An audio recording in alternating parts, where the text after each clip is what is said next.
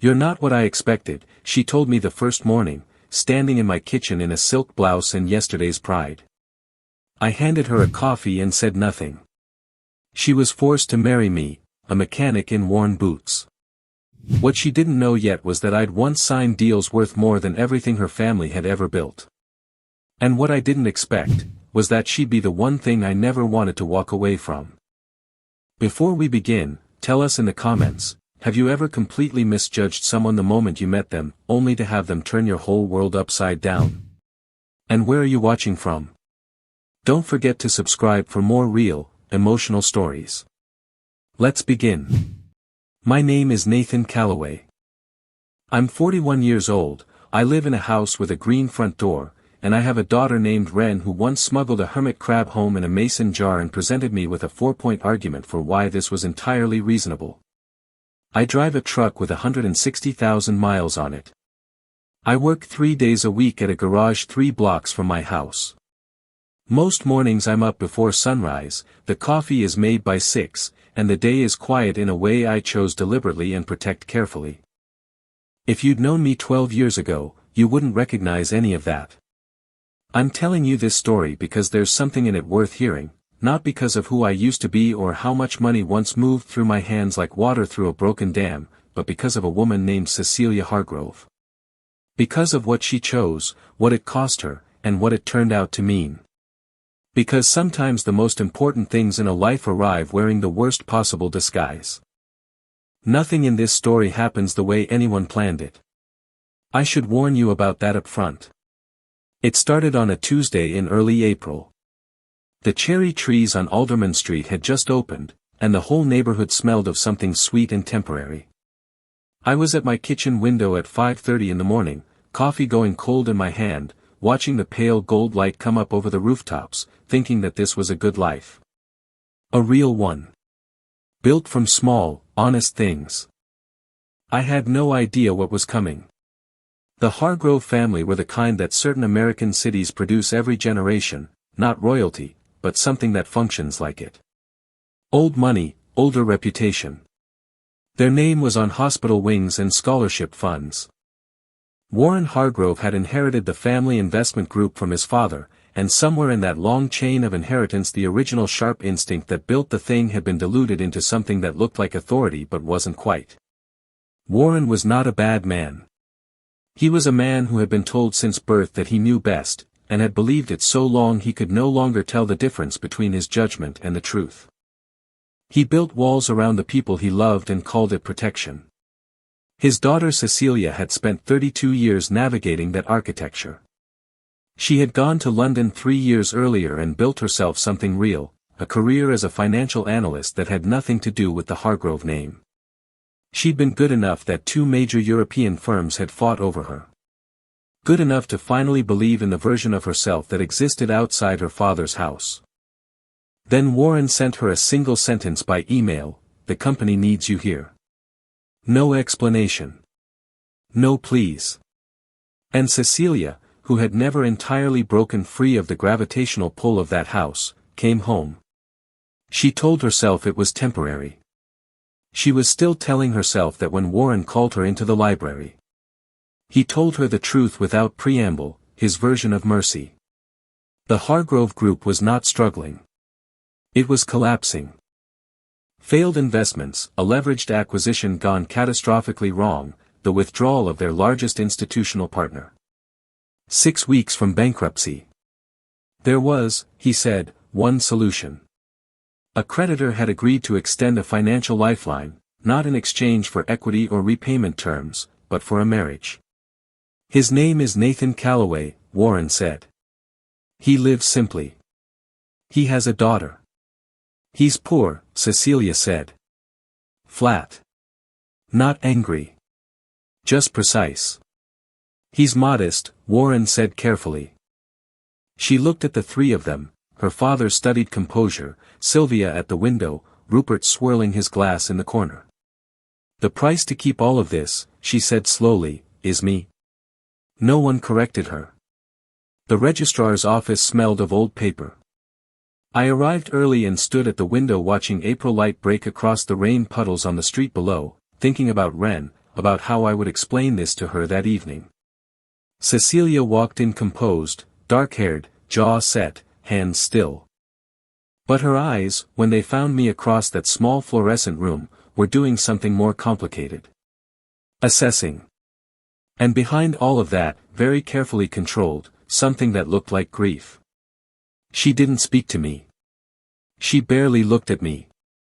I understood that. When the registrar asked, "Are you sure?" Cecilia didn't answer. She just finished signing.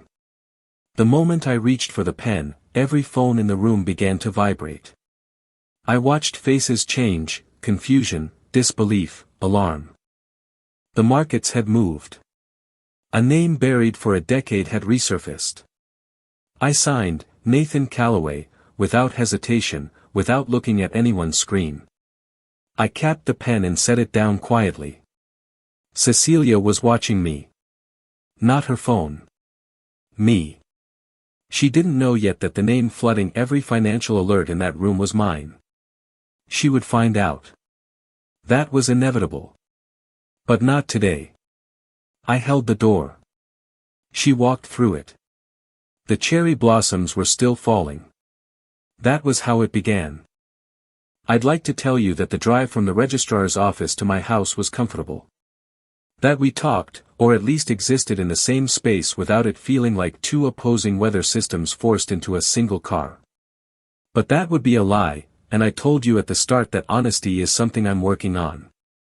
Cecilia sat in the passenger seat with her single rolling suitcase in the back, packed, she told me much later, as though for a 2-week trip, because she hadn't allowed herself to think beyond that, and looked out the window the entire 20 minutes. Not rudely. Just with the focused stillness of someone who has decided that the window is the safest place to put their eyes right now. I didn't push. I drove. My neighborhood sits about 20 minutes from the city center, in that ambiguous middle stage of somewhere that used to be working class and is now being quietly discovered by people with good taste and renovation budgets. The houses are small. The trees are large and old. The street is quiet in the particular way of places where people actually live their lives rather than perform them. She looked at the house for a long moment before she moved. I understood that too. I unlocked the front door and held it open. She picked up her suitcase and walked in. The inside is small and without pretension. Low ceilings, original hardwood floors worn to a warm honey color, a kitchen visible straight from the front door, yellow walls, copper pots on a rack, a fruit bowl on the counter, a child's drawing fixed to the refrigerator with a magnet shaped like a lobster. It was clean. I could tell that surprised her, and I noticed that she noticed she was surprised, and that noticing it made her uncomfortable. Good, I thought. Discomfort is where real thinking starts. Then Ren appeared from the hallway. She was 8 years old, small for her age, with my dark hair and an expression of completely unguarded curiosity that I have never been able to teach her to moderate and have largely stopped trying. She was wearing her solar system t-shirt. She was holding a book about deep-sea creatures. She looked at Cecilia the way she looks at everything new, with the focused, cataloging attention of someone who intends to understand it fully. "Hi," she said. "Are you going to live here now?" "Ren," I said. Quiet, but not sharp. "Yes," Cecilia said. "For now." Ren considered this with the seriousness of someone filing information carefully. Then she said, "Do you want to see my room?" "Maybe later." "Okay." Ren looked at me. "Dad, she's pretty." "I know," I said. Cecilia looked away. But I saw something cross her face in that half-second before she did, not embarrassment, exactly. Something softer and more complicated than that. Something that looked like it hadn't been used in a while. In the days that followed, she mapped the house and its rhythms the way a careful, intelligent person maps unfamiliar territory. I could feel her doing it, logging, cataloging, building a picture. I'm a mechanic. I know what it looks like when someone is trying to diagnose something they don't yet have the language for. I woke at 5:30. Coffee was made by 6. I left food, eggs, toast, whatever was in the house, without announcing it. She ate it because she was hungry. We didn't discuss it. I left for the garage at 7:15 and came back at 6. Tuesdays I picked Ren up early for her swimming lesson. Thursdays I helped with the school science club. I didn't ask Cecilia for anything. I didn't explain my schedule or impose it on hers. I gave her the guest room, the better bathroom shelf, and the corner of the kitchen table nearest the window, which had the best light for working. I didn't tell her I'd done it deliberately. She figured it out anyway. I could tell by the way she paused the third morning, coffee in hand, and looked at that corner with an expression I'd begun to learn meant she was recalibrating something. One evening I came home to find her heels by the door, Italian leather, badly scuffed on the left one where she'd caught it on a curb. I repaired them that night after she'd gone to bed. Set them back by the door. Said nothing about it at dinner. She said nothing either. But she picked them up and examined them. And I saw her look down the hallway toward the kitchen, where I was washing dishes, with an expression that wasn't gratitude exactly, more like the first small crack in a theory she'd been quietly constructing about who I was. Good, I thought again. Let it crack. The truth was patient. It could wait. Cecilia Hargrove was not a woman who left incongruities alone. That was what had made her exceptional at financial analysis, the ability to look at a balance sheet and feel, in some pre-verbal way, that something was wrong before she could articulate precisely what. A number in the wrong proportion. An assumption that didn't hold. A structure that looked solid from one angle and showed its fracture from another. About 3 weeks into our arrangement, she started feeling that sensation about me. It began small. She'd been on a video call with a former colleague, working to rebuild some kind of consultancy practice from the wreckage of her interrupted London career. The call was about a real estate investment trust being restructured, and she'd been going back and forth on the merits of a particular debt equity position. When it ended, she came into the kitchen to refill her coffee and found me at the sink, washing dishes, apparently unbothered. The swap structure they're proposing, I said, without turning around, only works if the underlying yield assumptions hold. If their cap rate projections are off by more than 40 basis points, the whole thing reverses. She stopped. That's a very specific observation. You were talking loud enough, I said. I set the glass on the drying rack, dried my hands, and left the kitchen. She stood there with her coffee going cold. 2 weeks later, a phone call. She came in from the garden and found me in the hallway, speaking in a low, unhurried voice. She caught fragments.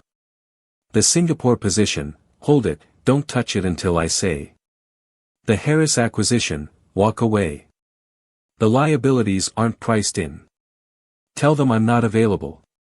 They know why. I hung up as she came through the door. She asked, work? I said, yeah, and went to put on my coveralls. That afternoon she pulled up the financial news and searched the Harris acquisition, a mid-size logistics company that had been the subject of a bidding war for weeks. By 6 o'clock, the frontrunner had withdrawn. By morning, the deal was dead. She sat very still in her home office and thought about a mechanic telling someone to walk away from an acquisition that subsequently collapsed. She thought about the cap rate remark. She thought about the repaired shoes. The yellow kitchen. The lobster magnet. The driftwood wind chimes. Things that don't fit, she thought. She didn't confront me. Not yet. But she began to pay attention in a different way. What she found, eventually, was buried in a financial journal archive behind a paywall she had to access with her old London analyst credentials. The article was 11 years old. The headline read, Hayes Capital Partners CEO disappears from public life, leaving behind seven-figure mystery. She read it 3 times. Nathan Calloway. Age 29 at the time of the article. Founder and CEO of a venture and private equity firm that had, in less than 4 years of operation, generated returns drawing comparisons to the most celebrated investors in the country. The entities he controlled directly and through proxies represented somewhere between 3 and 5 billion in capital. And then he had simply walked away. No announcement. No press release. He'd transferred operational control, installed an independent board, established a trust structure of exceptional complexity, and vanished. The article speculated, burnout, a personal crisis, a betrayal by someone in his own upper management. The legal proceedings, if there had been any, had been settled quietly. He had walked away from billions of dollars and built a life in a bungalow with a green front door. She closed the laptop and sat for a long time looking at the wall.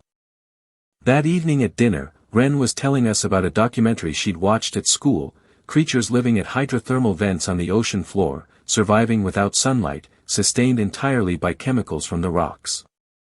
They'd been down there maybe a billion years, she said, with the conviction of a recent convert. She looked at Cecilia. What do you think? Cecilia paused. I think the ocean is mostly unexplored. There are species discovered every year. Ren stared at her with open admiration. Do you like the ocean? I don't know it well enough.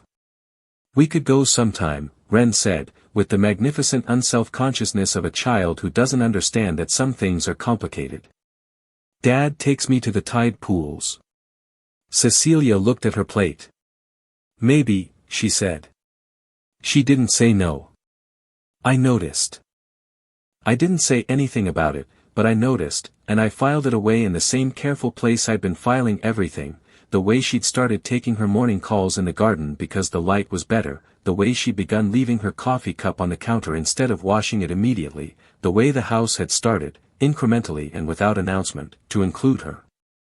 Later that night I stood at the kitchen window after she'd gone to bed and thought about the article she'd almost certainly found by now. I thought about what she must be feeling, the disorientation of discovering that the floor beneath a carefully constructed theory is made of something entirely different than you thought. I owed her an explanation.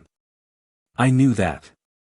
But explanations require trust, and trust requires time, and time was the one thing I had learned, the hard way, at considerable cost, never to rush. The wind chimes moved on the porch. The April night was cool and still. I washed my coffee cup and went to bed. The attack on the Hargrove group, when it came, was surgical. I learned about it before Cecilia did. Marcus called me at 6 in the morning on a Wednesday, 2 weeks after the dinner with the hydrothermal vents and Ren's ocean documentary. His voice had the particular flatness he used when something serious had already happened and couldn't be undone, only managed. Preston Dale had moved. Dale was the kind of man that the financial world produces occasionally and tolerates consistently, aggressive, precise, and entirely untroubled by the human cost of his decisions. He'd been circling the Hargrove Group's weakened position for months, waiting for the right configuration of pressure points. He'd found them. A coordinated campaign through intermediaries had resulted in the sudden withdrawal of the Hargrove Group's 3 remaining institutional creditors. By noon that day, their credit facilities were suspended. By 3 in the afternoon, Warren Hargrove was calling his daughter in a voice she told me later she had never heard from him before, thin, scraped entirely clean of composure. Cecilia came to find me at the garage. I was under a '98 Silverado when I heard her footsteps on the concrete. I knew them by then. She walked with a particular purposeful precision, weight slightly forward, like someone who has decided where they're going before they start moving. I rolled out from under the truck and looked up at her. She was standing in the bay door with the April light behind her, and her expression was the one I'd come to recognize as her version of controlled emergency. She told me what had happened.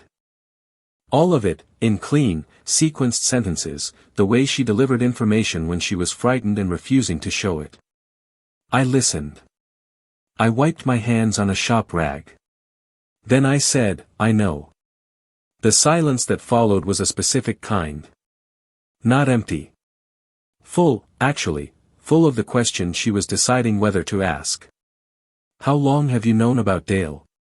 She said finally. Long enough, I said. I've been watching him for 6 weeks. She looked at me for a long moment. The garage smelled of motor oil and iron and the faint sweetness of the cherry blossoms drifting in from the street.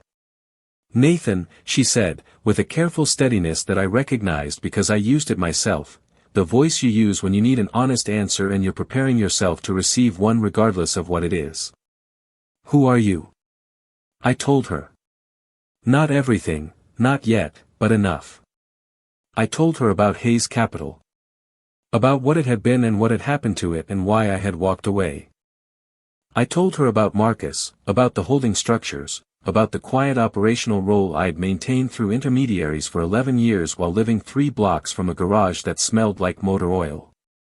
I watched her face while I talked, watched her fit the pieces together with the rapid, precise intelligence that I had been watching for weeks and had come to genuinely admire. When I finished, she said nothing for almost a full minute. "Then, you repaired my shoes." "Yes." "You make coffee at 6 in the morning and you leave it without saying anything." "Yes." "And you control somewhere between $3 and $5 billion. The number is higher now," I said. "It's been 11 years. Something moved across her face that I couldn't entirely read. Then she said, "Dale. Can you stop him?" "Already started," I said. The Hargrove Group Spring Fundraising Gala had been scheduled for months, one of those events that exists primarily to perform financial confidence to the people most likely to notice its absence. Canceling it would have communicated exactly the wrong thing. Cecilia had decided to attend. She hadn't planned to bring me. Then she had. She said, standing in the hallway that evening while I was taking off my coveralls, "You don't have to come." "I know," I said. "Do you want me to?" She thought about walking into that room alone. About the questions and the looks and the careful social brutality of people who had known her family for 30 years and could smell weakness the way dogs smell rain. "Yes," she said. It surprised her, I could tell. I wore a dark suit I'd owned for years and rarely touched. I said nothing about her dress, which was floor-length and navy blue and had clearly taken considerable deliberation. I simply looked at her when she came out of the bedroom and said, "Ready?" She was not ready. But she said yes. The hotel lobby was full of familiar faces wearing the masks of colleagues. I felt the room locate us within seconds of our arrival, or rather, locate her, and then slide sideways to register me. I watched the assessments happen in real time. I had spent enough years in rooms like this to recognize the exact social calculus being performed. The first incident was at coat check. A young staffer in a rented tuxedo stepped into my path. "Sir, can I see your invitation?" Cecilia, half a step ahead, turned back. "He's with me," she said, without heat, without apology. It was a small thing. But the way she said it was not small. The second incident was worse. A man named Garrett Weston, the kind of man who treats every room like a negotiation he's already winning, drifted over during the cocktail hour and looked at me the way men like that look at things they've already categorized. "What is it you do?" he asked. "Mechanic work," I said. His smile didn't shift. "Well, good for you." The third incident was the one that changed something. A heavy-set man with an expensive watch stopped beside me near the bar and looked me over slowly. "You're the mechanic. The one she married." He laughed, the kind of laugh designed to be heard by the people nearby, and it was. "Did you drive the car here, or did you just park it?" I said nothing. I had learned, at considerable cost, when silence is the stronger position. But Cecilia had heard it. And she stepped forward, put her hand through my arm, I felt the warmth of it, deliberate and steady, and said, clearly, into the small radius of people who had registered the exchange, "He's my husband. And if you'd like to keep your invitation to next year's event, I'd suggest remembering that." The man blinked. The cluster of guests found other things to look at. And I felt, through the light pressure of her hand on my arm, something release in my chest that had been held for a very long time. A long, almost invisible exhale. The kind that only happens when you realize, without warning, that someone is standing on your side of something. Later, in the car, she stared at the road and said, "I'm sorry I didn't do it sooner." I didn't answer. But I didn't look away from the window either. That was where it started. That was the first real moment. Preston Dale was neutralized quietly, the way the most effective things are done, without announcement, without theater, without any of the visible drama that people who've never actually operated at that level tend to imagine accompanies large financial movements. Marcus handled the technical architecture. I made 3 phone calls over 2 days. By the end of the week, the institutional creditors had returned to the table, Dale's intermediaries had withdrawn, and the specific pressure points he'd exploited had been closed in a way that would make them inaccessible to anyone attempting the same approach in the future. Warren Hargrove never fully understood what had happened or who had made it happen. I think, on some level, he preferred it that way. Understanding it would have required him to revise too many things he believed about the shape of the world, and Warren was a man who had built his entire identity on the solidity of his own perceptions. Some people can absorb that kind of revision. He was not one of them. Cecilia understood. She didn't say much about it at the time. She was focused, in the weeks that followed, on the restructuring work, the new board, the charitable programs she'd decided to rebuild from the foundation up over her father's objections. She was very good at all of it. Better than good. I watched her work from a careful distance and thought about the version of her that had existed in London, building something real in a city that didn't know her name, and I thought that person was still very much present, sharper now, maybe. Tempered by everything that had happened into something stronger than it had been before. She moved her personal consultancy into the home office. The window in there was better than any office she'd had elsewhere, and the light in the mornings was specific and good. I built her a bookshelf along the south wall over 2 weekends, measured everything precisely, said nothing about it being a permanent fixture. She said nothing either. Some things don't need to be said out loud. Warren retired in May, gracefully or as close to it as he was capable of.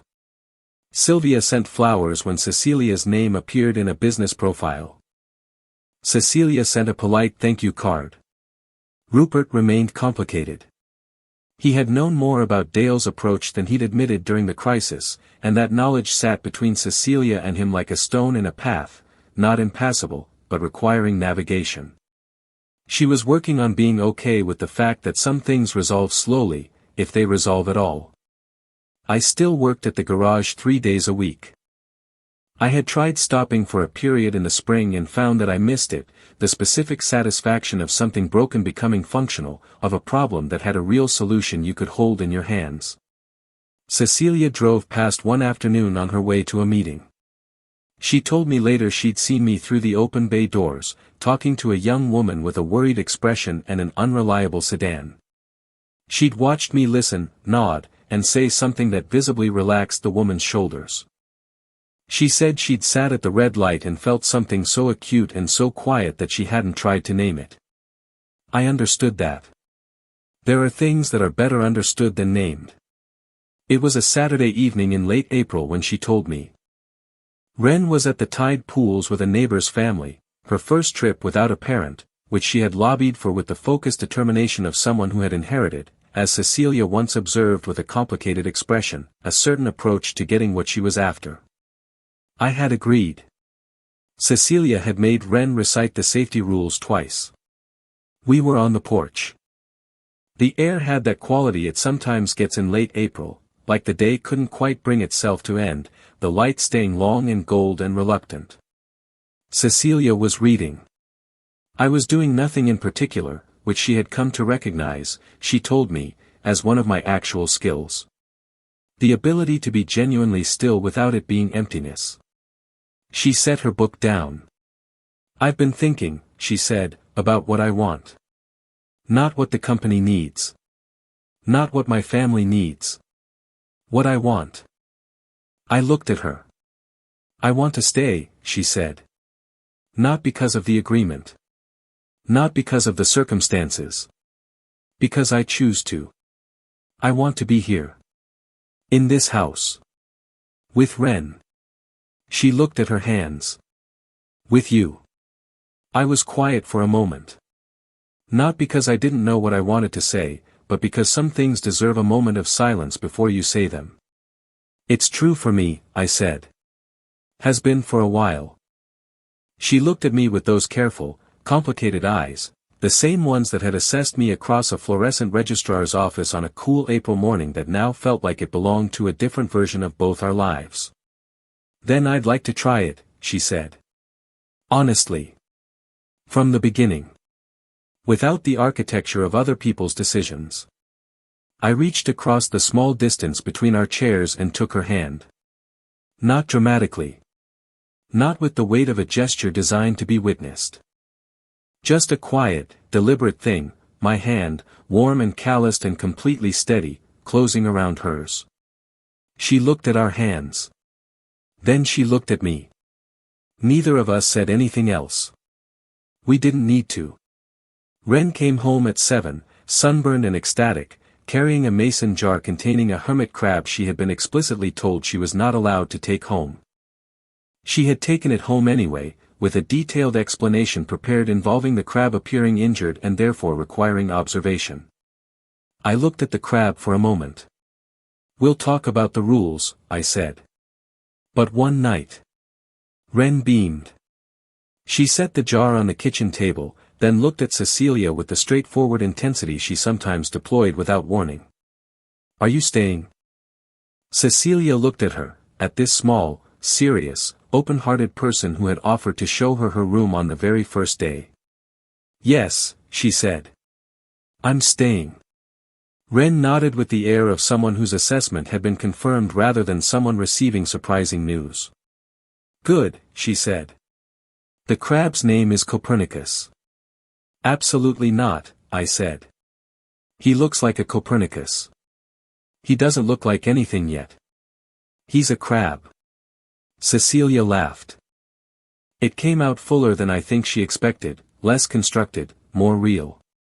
A genuine sound in a genuine kitchen with yellow walls and copper pots and a jar on the table containing an illegally adopted hermit crab.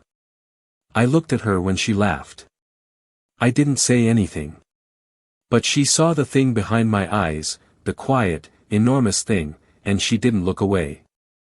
Later, after Ren was in bed and Copernicus had been relocated to the porch with ventilation and fresh water per Ren's very specific instructions, Cecilia stood at the kitchen window looking at the dark garden. I came to stand beside her. We were quiet together in the way we had learned, the way that meant something rather than nothing. I thought I was going to lose everything, she said. My family's company. The life I'd been told I was supposed to have. I know. And instead she stopped. Looked at the garden. I ended up here. Is that worse? She turned to look at me. It's the best thing that happened to me, she said. I just didn't know that yet. Outside, the wind chimes moved on the porch, the driftwood and sea glass making their small, specific music in the dark. The man who had chosen smallness on purpose. The woman who had learned, for the first time, to choose. The child who had known all along that this was where the good things were. A house with a green front door. A jar on the porch. A crab named Copernicus. Everything real. Everything chosen. Everything. Thanks for watching. If this story meant something to you, please like and subscribe for more unforgettable stories about love, resilience, and second chances.